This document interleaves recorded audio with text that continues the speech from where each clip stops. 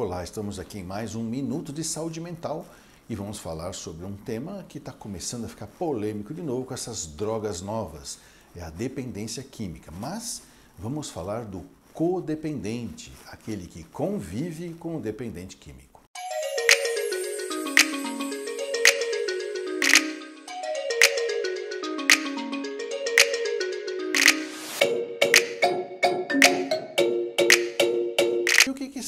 O que é codependência? Na realidade, é aquela história do piloto e de copiloto. Se o piloto decidir derrubar o avião, o copiloto precisa ir junto.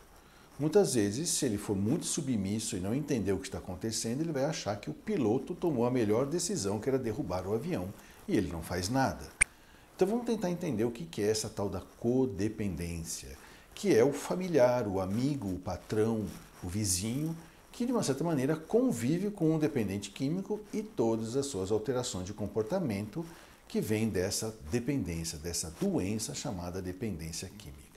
Então existem maneiras que a gente se adapta, por não saber que aquilo é uma doença, a gente vai se adaptando ao dependente químico. Então a gente entra num ciclo que nós chamamos de ciclo das neuroses, por conviver com dependência química. Primeiro a gente tem raiva, né, porque ele faz coisas que nos trazem vergonha. Ou ele promete e não cumpre, né? Ele fala uma coisa e faz outra. E isso, a frustração em relação ao comportamento de alguém que a gente ama, né? Às vezes é o nosso pai, às vezes é a nossa mãe, né? Às vezes é o nosso irmão, um filho, né? Um vizinho querido, um avô, né? A gente começa a ficar com raiva de que ele não se cuida, que ele não se dá conta daquilo que ele está fazendo de mal para ele mesmo. E aí dá raiva. E em seguida dessa raiva, porque nós estamos frustrados, a gente fica com culpa, né? Porque ter raiva de alguém que a gente ama não faz sentido. Só que a gente não sabe que a gente está com raiva da doença dele, porque a gente nem sabe que aquela maneira de usar álcool, usar drogas, é uma doença, né? A gente acha que faz parte da vida, mas por que ele não tem controle, né? Então dá raiva. E a gente espera, por exemplo, que meu avô tenha controle, que minha mãe tenha controle, que meu pai tenha controle, porque são seres considerados e respeitados como autoridades que a gente respeita. Mas eles nos frustram, dá raiva, mas dá culpa de ter raiva de alguém que a gente ama. Em seguida, por causa da nossa culpa, a gente fica com medo, né, que ele volte aos velhos hábitos, né, porque muitas vezes a gente briga com ele, eles param de usar porque viram que a gente deu uma bronca, depois a gente se sente culpado, começa a facilitar a vida deles, tadinho, deixa o vovô tomar a pinguinha dele, né? Isso é coisa de adolescente, não vou ficar prendendo meu filho, né? Assim por diante. E aí eu começo a ficar com medo que se ele voltar a beber ou usar, que ele vai perder de novo o controle, ele vai causar todo aquele dano na minha família, na minha empresa, na minha vizinhança. Aí eu começo então a querer controlar quanto que você usou. Você está usando?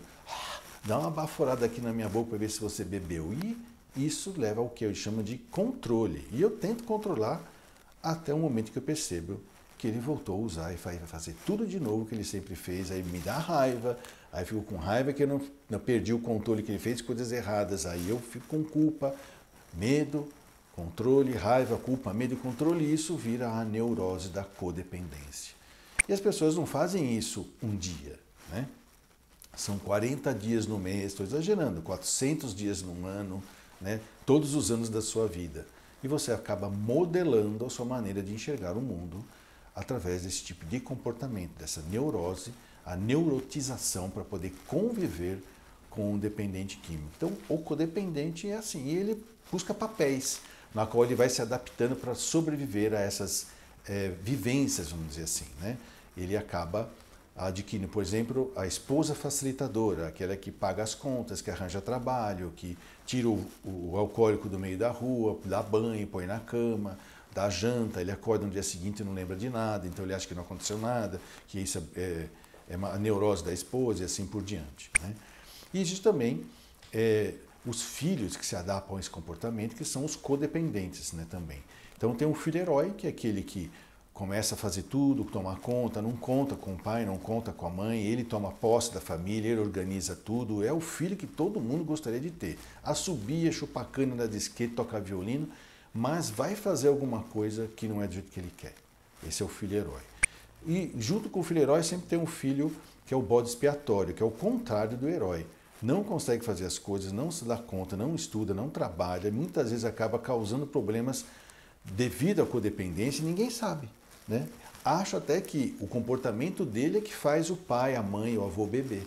Então, por exemplo, a adolescente, moça que com 17 anos aparece grávida, né? Ou então o menino que acaba não consegue estudar, não trabalha, não faz nada direito, aí ele leva a culpa. Por isso que é o bode expiatório, tá vendo? Por isso que o pai bebe, né? Porque você é um problema na nossa vida. Se não der para ser bode expiatório, ele vai ser o filho mascote. O que é o filho mascote? É aquele que faz piada com tudo.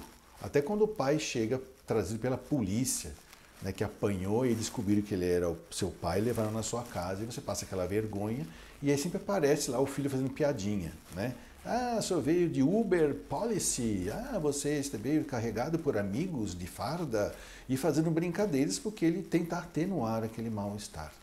Todo mundo não dá muita bola para ele porque ele não só fala bobagem, mas é bom ter ele por perto porque ele alivia as tensões. E o final é um papel chamado que é o filho esquecido, que é aquele que não tem força para ser herói, para não ser expiatório, bode expiatório e nem para fazer piada.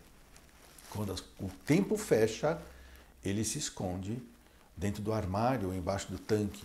Ninguém acha onde está o Joãozinho. E normalmente ele tem comportamentos de fantasiosos, uma imaturidade emocional que se perpetua através do tempo.